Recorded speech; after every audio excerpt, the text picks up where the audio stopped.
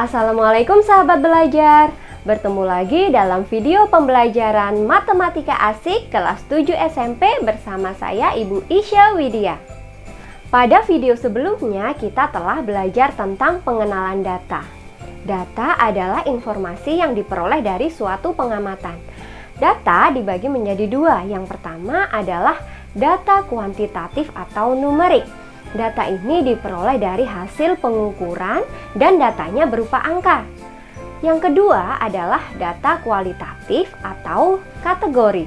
Data ini diperoleh dari hasil pengamatan sifat dan datanya bukan berupa angka.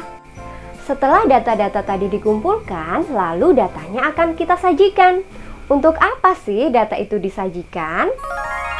Agar lebih mudah untuk dibaca dan dimengerti, juga lebih mudah dalam menganalisis atau mengambil kesimpulan dari data tersebut. Nah, pada video kali ini kita akan belajar tentang penyajian data dalam bentuk tabel. Langsung saja yuk kita belajari bersama-sama. Penyajian data dalam bentuk tabel. Yang pertama yaitu tabel baris dan kolom. Tabel ini terdiri dari beberapa baris dan kolom. Contoh soalnya seperti ini. Berikut ini adalah data nilai ulangan matematika siswa kelas 7, yaitu 60, 80, 70, 80, dan seterusnya. Dari kumpulan data di atas, susunlah dalam bentuk tabel. Langkah pertama yang kita lakukan yaitu membuat nama tabelnya. Di sini Ibu beri nama tabel nilai siswa kelas 7. Kemudian kita buat tabelnya terlebih dahulu. Pada kolom-kolom ini kita isi dengan yang pertama nilai, turus, dan frekuensi. Nilainya kita isi dari nilai yang terendah dari data yaitu 50, kemudian yang tertinggi adalah 90. Jadi kita tulis 50, 60, 70, 80, dan 90. Setelah itu kita masukkan datanya satu persatu ke dalam kolom turus. Agar memudahkan kita lebih teliti lagi, kita pakai coretan ya. Kita coret satu persatu biar tidak ada yang tertinggal. Yang pertama nilai 60. 60 di sini kita masukkan ke dalam kolom turus. Kemudian 80 kita masukkan ke dalam kolom turus yang nilainya 80, 70,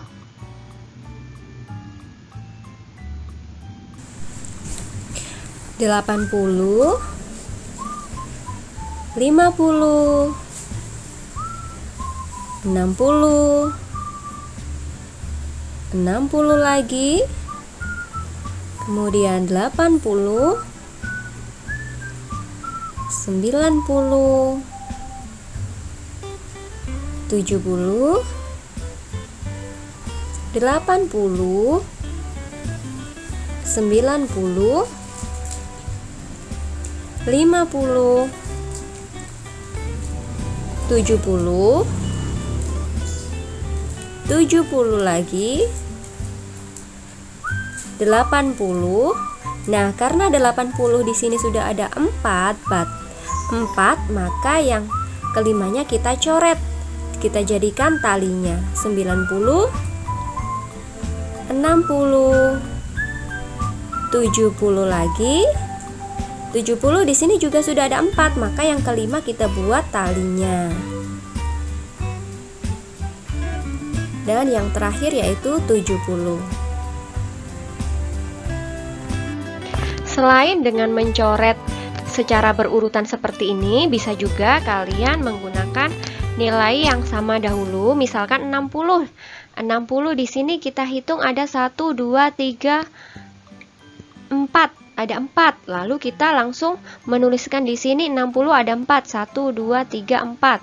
Kemudian nilai 50 ada berapa? Ada 1, 2. Langsung kita tuliskan di sini.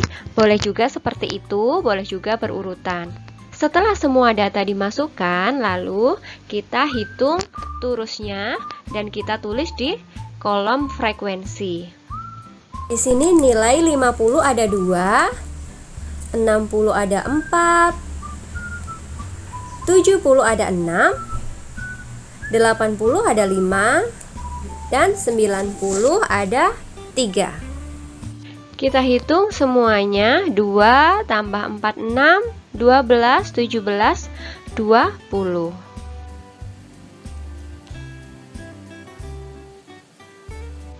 Jadi ini adalah nilai dari 20 siswa. Kita hitung apa benar ini datanya ada 20? 1, 2, 3, 4, 5, 6, 7, 8, 9, 10, 11, 12, 13, 14, 15, 16, 17, 18, 19, 20. Nah, sudah sesuai ya. Ini antara data yaitu 20, ini juga hasilnya 20.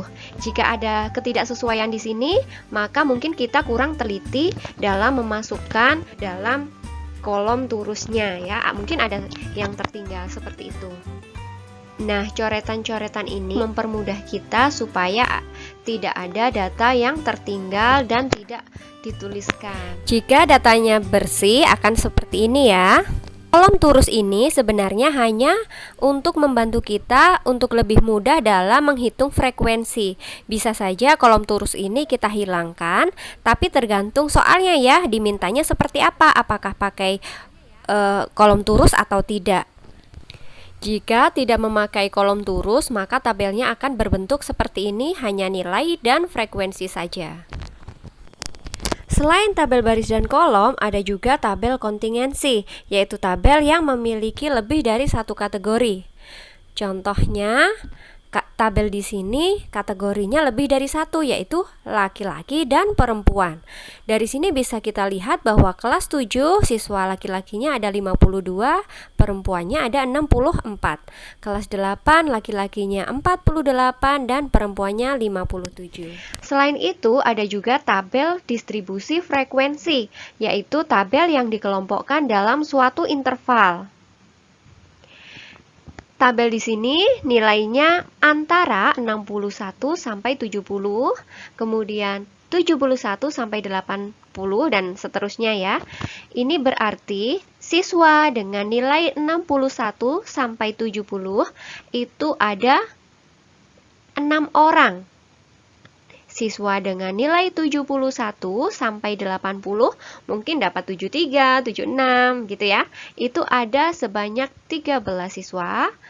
81 dan sampai 90 ada 8 siswa. Nilai 91 sampai 100 ada 5 siswa. Jumlahnya yaitu 32.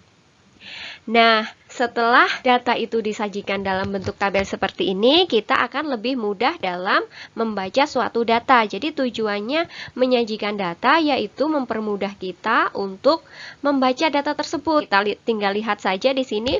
Oh, ini jumlahnya yang nilai 71 sampai 80 itu ada 13 siswa gitu. Tidak perlu lagi menghitung satu persatu di dalam data. Nah, bagaimana? Mudah bukan membuat penyajian data dalam bentuk tabel? Kita akan mempelajari penyajian data dalam bentuk diagram batang, diagram garis, dan diagram lingkaran pada video selanjutnya. Sampai ketemu lagi. Assalamualaikum warahmatullahi wabarakatuh.